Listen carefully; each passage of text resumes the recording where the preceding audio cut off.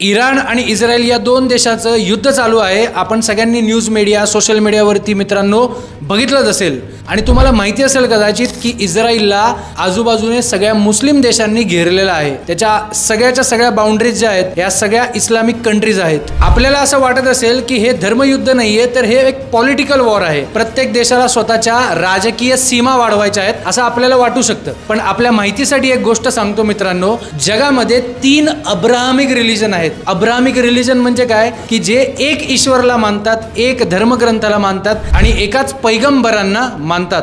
हे कोणते धर्म?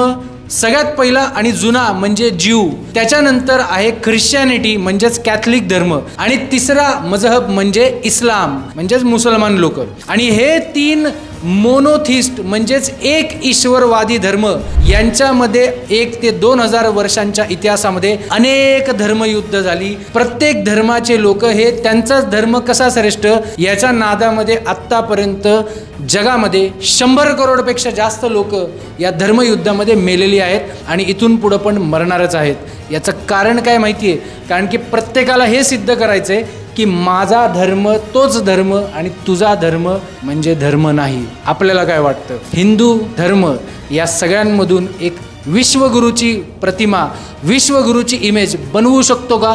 कारण की आपण काय म्हणतो, वसुधैव कुटुंबकम म्हणजेच हे विश्वची माझे घर आणि प्रत्येकाला स्वतःचा विचार ठेवायचा स्वातंत्र्य हे फक्त आणि फक्त हिंदू धर्मामध्येच आहे।